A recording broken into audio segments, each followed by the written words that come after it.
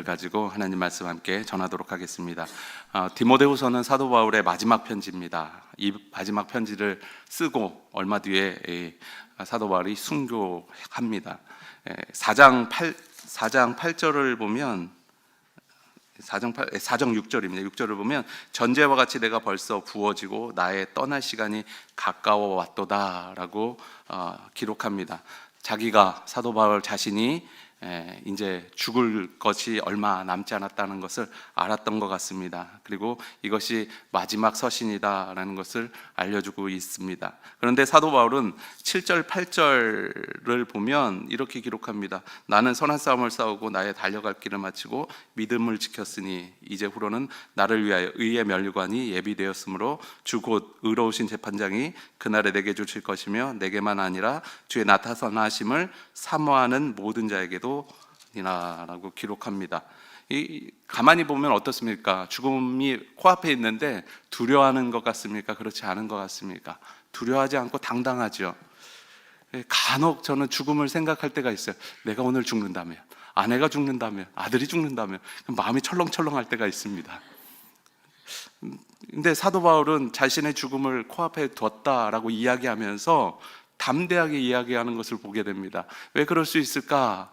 이 사람은 매일매일 죽는 삶을 살았기 때문이 아닌가 싶습니다. 고린도전서 15장 31절에 이렇게 이야기합니다. 나는 날마다 죽노라. 죽기 때문에 죽는 것이 두렵지 않습니다. 근데 날마다 죽노라 하는 말에는 매일 죽는데 매일 살아나는 거죠. 그렇죠? 매일 살아나기 때문에 죽는 거 아니겠습니까? 한 번 죽으면 또 죽을 수가 없잖아요. 살아나기 때문에 죽는 것 같아요. 그런 말씀을 볼 때 그러면 죽는데 살리는 분이 누굴까요? 예수 그리스도 십자가로 말미암아 살아나는 거죠. 내가 죽으면 하나님이 살리시고 내가 죽으면 하나님이 살리시니까 그것이 사도 바울에게는 별로 죽는 것이, 더 나아가서 죽는 것이 두려운 것이 아닌가라는 생각을 해봤습니다. 하나님께서는 우리를 살리시는 분이십니다. 우리를 죽음 가운데, 고난 가운데 그대로 두시는 분이 아니십니다. 그것을 항상 우리 기억해야 합니다. 그래야 할 때 우리도 사도 바울처럼 당당하게 죽음 앞에 설 수 있습니다. 또한 사도 바울이 당당하게 죽음 앞에 설 수 있었던 이유가 또 하나 있습니다.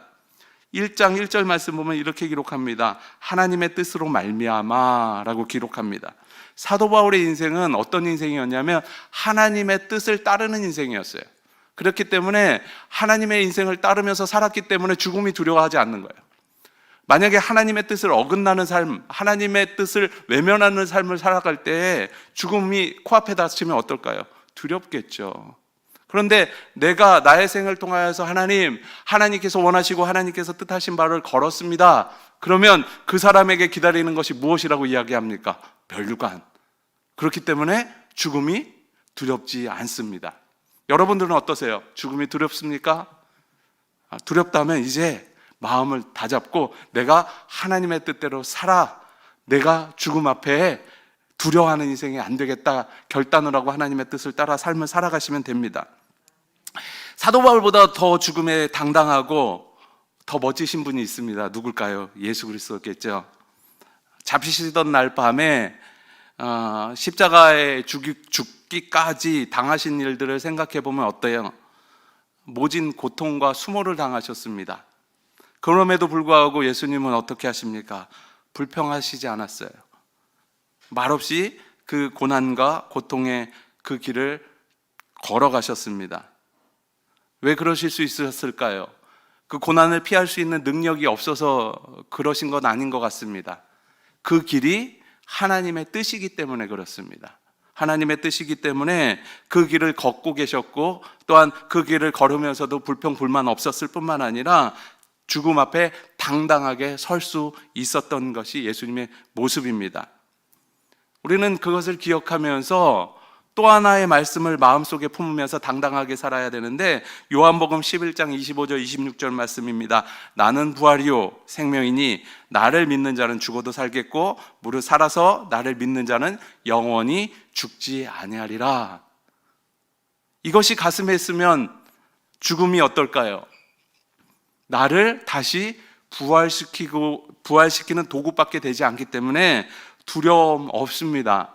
당장 어려움에 처한다고 할지라도 이 부활의 말씀이 내 안에 새겨져 있으면 사도 바울처럼 또 예수님처럼 두려워하지 않을 수 있다는 것이죠. 그 은혜와 그 풍성함을 누리는 여러분들이 되시길 소망합니다. 디모데 전후서는 믿음의 아들인 디모데에게 보내는 편지입니다. 3절 말씀 보면 디모데를 이 사도 바울이 어떻게 생각하는지 참 잘 드러납니다. 내가 밤낮 간구하는데 쉬지 않고 너를 생각하여 라고 기록합니다. 어떤 것 같아요? 사도 바울이 디모데를 너무너무 사랑하는 것 같지 않습니까? 밤낮 생각하는데, 그렇잖아요. 여러분들 연애해 보셔서 안 하신 분들 계실지 모르겠지만 알잖아요. 사랑하는 사람이 생기면 밤낮 생각나죠. 저도 밤낮 생각나는 사람이 생겼습니다. 아들인데요. 지금쯤 뭐 할까, 어린이집에서 뭐 할까 문득문득 생각나요. 그러면서 내가 얘를 사랑하고 있구나 라는 것을 느꼈어요. 내가 부모님을 언제 사랑하고 있는가 스스로 깨달을 때가 언제냐면 맛있는 거 먹을 때 부모님이 생각나요. 그렇죠? 그래서 대접해드리고 싶다. 좋은 데 가면 부모님과 함께 가고 싶다. 그럴 때 내가 이렇게 마음으로는 아직까지는 불효자는 아니다. 행동으로는 불효자일지 모르겠지만 그런 생각이 종종 들 때 있습니다.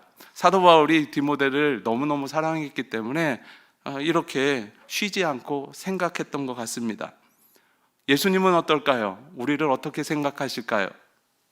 십자가에 죽으실 때 십자가에 달려서 하신 예수님의 말씀이 7가지 가장 칠언이라고 하는데 그중에 몇 가지 말씀을 보면 십자가 상에서도 우리를 진짜 사랑하고 계시구나라는 것을 알 수 있습니다. 누가복음 23장에 아버지여 저들을 사하여 주옵소서 자기들이 하는 것을 알지 못함이니이다. 내가 진실로 너에게 이르노니 오늘 내가 나와 함께 낙원에 있으리라. 또 요한복음 19장에는 여자여 보소서 아들이니이다. 보라 내 어머니라. 이 말씀 가운데 무엇이 느껴집니까? 우리를 사랑하시는 하나님의 예수님의 사랑이 그대로 느껴지지 않습니까? 십자가 앞에서도 또한 죽음 앞에 고통 앞에 있음에도 불구하고 여전히 우리를 인간을 사랑하시는 예수님의 모습이 이 안에 있습니다. 우리는 예수님의 사랑을 받고 있습니다. 그것을 우리 고난 주간에 깊이 묵상해야 합니다. 그리고 그 사랑으로 말미암아 우리가 담대함을 얻어야 되는 것이죠. 예수님과 동일한 마음으로 사도 바울은 자신의 영적인 아들인 디모데를 생각하고 있는 듯 보입니다. 또 디모데를 생각할 때마다 기쁘다라고 표현합니다. 왜 기쁘냐 하면 내 속에 거짓이 없는 믿음이 있음을 생각할 때 나는 너무 기쁘다라고 말합니다. 디모데의 거짓없는 믿음은 어디로부터 왔다 이야기합니까? 외조모와 어머니로부터 온 믿음이라고 설명하고 있습니다. 여기에는 2가지 의미가 있는 것 같습니다. 믿음을 가졌는데 이 믿음이 내가 잘해서 생겨난 것이 아니라 조상으로부터 온 믿음. 그리고 또 반대로 이야기하면 내가 남겨줄 믿음이라는 거죠. 제가 어머니가 기도했던 모습이 아직도 생생하게 기억나는데 제가 한 5살 때쯤에 저희는 시골 교회에서 전도사님이 담임 사역을 하는 교역이었어요. 아주 조그마한 교역인데 마룻바닥으로 돼서 무릎 꿇고 앉아서 기도하는데 아직도 생생하게 기억나는데 창 너머로 이렇게 봤는데 여러 어른들이, 그중에 어머니도 계셨는데 여러 어른들이 소리를 지르면서 눈물을 흘리면서 막 기도하는 모습이에요. 그때는 되게 무서웠거든요. 뭐 하는 거지? 막 그런 생각이 들었어요. 무서웠어요. 근데 나중에 제가 신앙을 스스로 고백할 때쯤에 기억하는 것은 저것이 부모님의 믿음이었고 그 믿음이 나에게 왔구나라는 것을 제가 고백하게 됐습니다. 우리가 남겨줘야 될 것이 무엇입니까? 이 외조모와 어머니로부터 물려받은 믿음이 디모데에게 있는 것처럼 우리의 믿음이 우리 자손들에게 있기를 우리는 항상 하나님 앞에 간구해야 되는 것이고요. 또한 전해지도록 애써야 하는 것이 먼저 믿는 자의 모습이라고 할 수 있습니다. 그리고 또 하나가 있는데요. 그것은 뭐냐면 디모데 또한 그것을 지켜왔다라는 거예요. 어머니, 그리고 외할머니겠죠. 외할머니가 가진 믿음을 본인이 갖다가 버린 것이 아니라 여전히 그 믿음을 그대로 받아서, 내 믿음으로 받아서 내 것으로 만들었다는 것이죠. 우리는 믿음을 간직하는 사람이 되어야 합니다.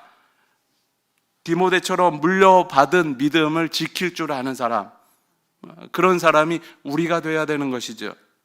그럴 때 하나님께서 우리 믿음을 통해서 역사하시는 은혜를 보여주실 것입니다.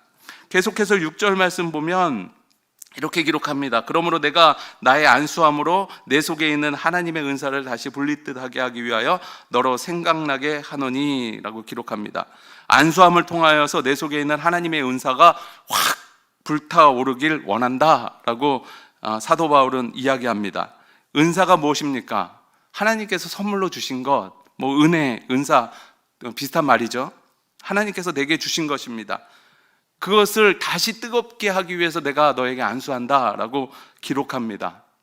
우리는 하나님의 일을 할 때마다 구하는 게 뭐예요? 하나님, 좀 이거 할 수 있게 새로운 능력을 나에게 허락하여 주시옵소서. 물론 그 기도가 나쁜 기도는 아닙니다. 그렇지만 하나님께서 내게 주신 것이 많다라는 생각을 항상 우리는 기억해야 합니다. 그리스도인이라면 분명히 우리 한 사람 한 사람에게 주신 하나님의 놀라운 은사가 있습니다. 그것이 내 안에서 불리듯 일어나기를 하나님 앞에 간구하는 것이 우리에게 필요합니다. 이 디모데에게 있는 것은 무엇입니까? 믿음이었죠. 믿음이 다시 더욱더 뜨거워지기를 이 사도 바울은 간구했습니다. 믿음은 8절에서 복음과 함께 고난을 받는 것이다 라고 이야기합니다. 고난이 좋은가요? 고난 좋아하시는 분은 없을 겁니다. 저도 고난 싫어요. 없었으면 좋겠습니다. 얼핏 보면 고난 좋지 않습니다. 그런데 그것이 은사, 선물이라고 한다면 어떻습니까? 받지 말아야 될 선물 같죠. 근데 그것은 오로지 인간적인 생각 같아요. 하나님의 눈으로 바꿔본다면 하나님께서 우리에게 고난을 주셨습니다. 그게 나쁜 걸까요? 좋은 걸까요? 좋은 것이라고 하기에는 좀 껄끄럽죠? 그런데 그 어려운 거, 힘든 거 하나님께서 주셨다라고 받아들이는 것이 믿음이라는 거예요. 그렇기 때문에 그 받아들임을 통해서 이것이 결국에는 하나님께서 나에게 좋은 것으로, 좋은 길로 인도할 어떤 길이 된다라는 것을 인식하는 것이 믿음이라는 것이죠. 때로는 이해가 안 될 수도 있습니다. 공감이 안 될 수도 있습니다. 그런데 하나님께서 주신 것은 뭐든지 다 좋다 생각한다면 우리는 받아들일 수 있다는 것이죠. 그것을 믿음이다라고 말할 수 있습니다. 로마서 8장 18절에는 이렇게 기록합니다. 현재의 고난은 장차 우리에게 나타날 영광과 비교할 수 없다. 예수 그리스도의 십자가와 부활을 생각하면 너무나도 분명하게 알 수 있지 않습니까? 예수 그리스도의 십자가의 고난은 말 그대로 고난입니다. 아무도 당할 수 없는 고난이었습니다. 그런데 그 고난 뒤에 뭐가 왔습니까? 부활의 은혜가 오지 않았습니까? 그래서 로마서 8장 18절 말씀인 거예요. 지금 당하는 고난, 십자가의 고난처럼 너무나도 힘들고 고통스러울지 모르지만 장차 우리에게 올 부활의 영광과는 결코 비교할 수 없다라고 사도 바울은 선언한 거죠. 고난이 좋을 수는 없습니다. 그렇지만 장차 나타날 것을 생각할 때는 그 고난을 넘길 수 있다는 것이죠. 이스라엘 백성들이 출애굽합니다. 광야 생활을 합니다. 광야 생활이 좋습니까? 좋지 않죠. 불편하고 힘듭니다. 그런데 광야 끝에 무엇이 있기 때문에 광야를 견딜 수 있었습니까? 가나안 땅이죠. 하나님께서 약속으로 주신 가나안 땅이 우리를 기다리고 있기 때문에 광야의 고난을 견뎌낼 수 있습니다. 이스라엘 백성들이 끌려가 자신의 죄 때문이지만 끌려가서 포로 생활을 합니다. 포로 생활 가운데 말씀을 알고 말씀을 통하여서 그 고난을 견딘 사람들이 있었습니다. 포로 생활은 고통이 있었지만 그 이후에 하나님께서 에레미야를 통하여서 주신 말씀의 약속을 기억한 사람들은 그 고난을 견뎌내서 에스라와 느헤미야를 통하여서 허락하신 놀라운 성전의 부흥의 역사를 경험하지 않습니까? 그 끝이 있다라는 생각을 알기 때문에 이스라엘 백성들은 포로 생활 가운데서 견딜 수 있었습니다. 그 이후에 또 이스라엘 백성은 어려움을 당하지만 메시아가 올 것, 예수 그리스도가 이 땅 가운데 올 것이다라는 그 소망을 가졌기 때문에 또 견딜 수 있었겠죠. 예수 그리스도의 십자가 부활 그런 것 아니겠습니까? 이 땅을 살아갈 때는 즐거운 일도 있겠지만 고통과 어려운 일이 반드시 있습니다. 그런데 그 고난의 때에 그 고난으로 판단해서는 안 된다는 것이죠. 그 고난 뒤에 모를 일이 기다린 거예요. 그 모를 일이라는 것은 부활이겠죠. 그래서 하나님이 주신 것은 덮어놓고 좋다라고 생각해야 합니다. 그것이 믿음인 거죠. 그리고 그것이 믿음의 능력입니다. 또 믿음의 능력은 복음과 함께 고난을 받을 수 있는 것을 선택하는 것이 믿음의 능력이에요. 피할 길이 있어요. 고난이 오면 인간적인 방법을 통하여서 피할 길이 있습니다. 그런데 그것을 오로지 몸으로 받아내는 것, 그것을 선택하는 것이 믿음의 능력 아니겠습니까? 예수님도 겟세마네 기도할 때 피할 길이 있었습니다. 충분히 다른 길을 선택할 수 있었겠죠. 그럼에도 불구하고 그것을 받아들였습니다. 그리고 십자가의 길을 걸었죠. 사도 바울도 마찬가지 아니겠습니까? 성경에 나타난 믿음의 선조들을 다 그런 길을 걷지 않았습니까? 피할 길이 있었음에도 불구하고 고난을 받아들였죠. 그리고 그 고난 이후에 있는 부활을 바라보는 것, 그것이 그들의 믿음이었고 그들이 하나님께 드릴 수 있었던 예배와도 같았다는 것이죠. 우리는 기꺼이 복음과 함께 받는 고난을 선택해야 합니다. 그것이 하나님께서 우리에게 허락하신 믿음의 방법입니다. 10절은 우리에게 놀라운 비전을 주는데요. 10절 말씀 보면 이제는 우리 구주 그리스도 예수의 나타나심으로 말미암아 나타났으니 그는 사망을 패하시고 복음으로써 생명과 썩지 아니할 것을 드러내신지라 라고 기록합니다. 그리스도의 나타나심을 통하여서 어떤 일이 벌어졌냐면 생명이 우리에게 왔다는 것이죠. 다시 살아나게 됐다는 것입니다. 이것을 통해서 예수 그리스도가 우리를 얼마나 사랑하신지를 우리는 깨달아 알 수 있습니다. 인간에게 있어서 가장 큰 고통은 무엇입니까? 죽음 아니겠습니까? 인간의 죽음은 인간의 실패이고요. 또한 영원한 패배자임을 선언한 것과 같습니다. 인간은 패배자일 수밖에 없습니다. 그런데 하나님은 승리하셨기 때문에 우리는 죽지만 하나님은 우리를 다시 살려내십니다. 요한복음 6장 39절 말씀 보면 나를 보내신 이의 뜻은 내게 주신 자 중에 내가 하나도 잃어버지 아니하고 마지막 날에 다시 살리는 이것이니라. 확실하게 우리에게 말씀하시죠.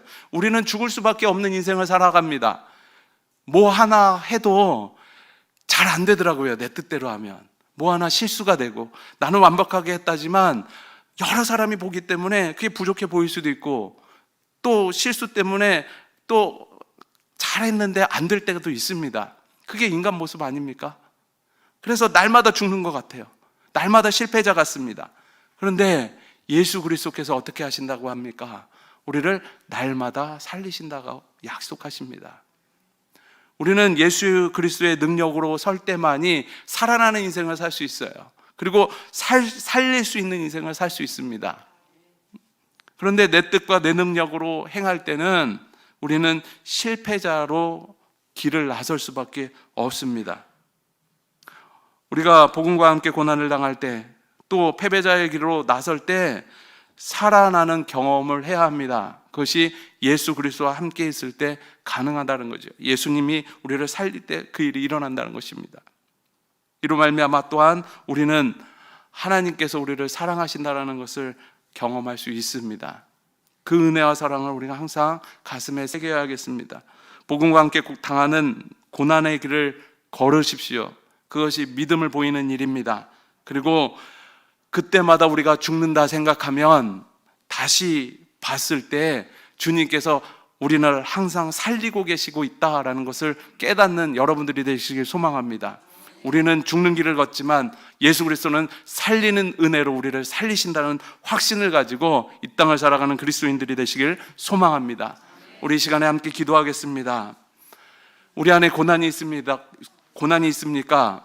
그것은 우리를 죽는 일이고 실패자로 몰아넣는 일일 수 있습니다.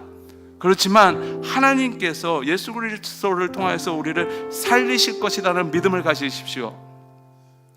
예수님 자신도 십자가에 죽으셨다가 영원한 부활을 하시지 않았습니까? 우리 또한 예수님 앞에서 살아간다면 그 은혜를 누릴 수 있지 않겠습니까? 나는 실패하더라도 예수님께서 우리를 분명히 살리실 것입니다. 그리고 마지막 날에 우리가 죽는다고 할지라도 최후의 날에 이르러선 예수 그리스도의 부활하심 능력이 우리 가운데 임하여서 우리 또한 부활의 은혜를 경험하게 될 것입니다. 그 은혜 앞에 우리를 내려놓읍시다. 그리고 하나님, 고난의 길을 선택할 수 있는, 복음으로 인한 고난의 길을 선택할 수 있는 믿음의 능력을 갖게 하여 주시옵소서. 그래서 날마다 죽고 날마다 살아나는 은혜를 경험하는 인생 되게 하여 주시옵소서. 우리 함께 기도하겠습니다. 기도합니다. 참 좋으신 하나님 감사합니다. 우리가 날마다 하나님 앞에서 사도 바울과 같이 날마다 죽는다라 고백했던 그 믿음의 고백을 하는 인생 될 수 있도록 주님 인도하여 주시옵소서.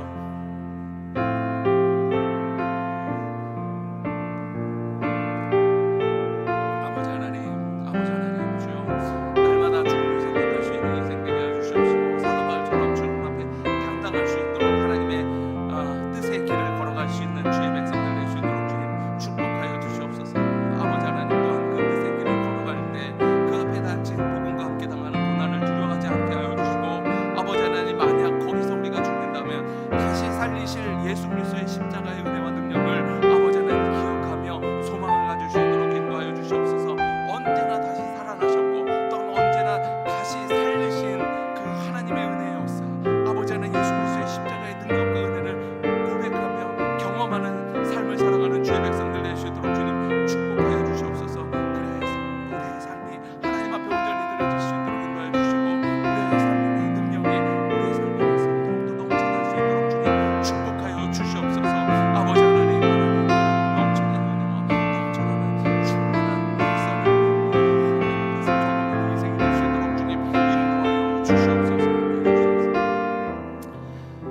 참 좋으신 하나님 감사합니다. 우리가 우리의 생을 살아갈 때 하나님을 바라보며 하나님을 붙드는 인생 될 수 있도록 인도하여 주시옵시고, 또한 하나님 사도 바울과 같이 날마다 중노라 하였던 것처럼 우리가 고난 앞에 날마다 쓰러지고 또한 복음으로 인하여서 날마다 고난당할지라도 날마다 살리시는 하나님의 놀라운 손길을 경험하는 인생 되게 하여 주시옵시고, 또한 최후에 우리를 위하여 준비해 두신 면류관을 기억하면서 담대하게 하나님의 뜻을 이뤄내는 인생들이 될 수 있도록 주님 인도하여 주시옵소서. 이 땅을 살아갈 때 복음을 인하여서 주저함하는 인생이 아니라 복음을 인하여서 담대한 인생이 될 수 있도록 인도하여 주시옵시고, 또한 우리 안에 하나님께서 허락하여 주신 그 믿음을 지키고 또한 그 믿음을 뜨겁게 하여서 한 번 사는 이 땅 가운데서 하나님의 복음의 능력을 보여주며 하나님의 역사하심을 이 땅 가운데 드러내는 우리의 삶이 될 수 있도록 주님 축복하여 주시옵소서. 이 시간 주님 가르쳐 주신 이들을 믿음으로 고백하오니, 하늘에 계신 우리 아버지여, 이름이 거룩히 여김을 받으시오며 나라가 임하옵시오며 뜻이 하늘에서 이루어진 것 같이 땅에서도 이루어지이다. 오늘 우리에게 일용할 양식을 주시옵고, 우리가 우리에게 죄진 자를 사하여 준 것 같이 우리 죄를 사하여 주시옵고, 우리를 시험에 들게 하지 마시옵고 다만하게 소화하시옵소서. 나라와 권세와 영광이 아버지께 영원히 있사옵나이다. 아멘.